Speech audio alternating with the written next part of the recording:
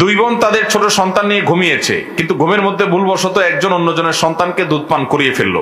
এখন তারা প্রাপ্তবয়স্ক। প্রশ্ন হলো তাদের মধ্যে বিবাহ বৈধ কিনা।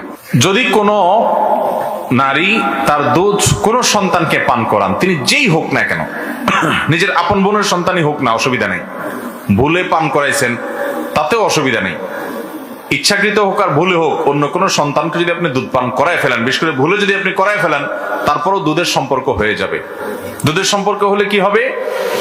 দুই বোন তারা একজনে অন্যজনের সন্তানকে দুধ পান করায় ফেলছেন নিজের সন্তান মনে করে, ঘুমের তালে। হতে পারে যদি এরকম হয়, তাহলে সেক্ষেত্রে যেই সন্তানটাকে তিনি দুধ পান করাইছেন ওই সন্তানটা তার দুধ সন্তান হয়ে গেল। দুধ সন্তান হওয়ার কারণে এই ভদ্র মহিলা তার নিজের যে পেটের সন্তান যারা দুধ পান করছে তাদের সাথে এই দুধ পান করা বাচ্চাটার ভাই বোনের সম্পর্ক হয়ে গেছে। তাহলে তাদের মধ্যে আর বিয়ে বন্ধন আবদ্ধ হওয়া জায়েজ হবে। এমনি খালাতো ভাই বোন বিয়ে তো জায়েজ আছে।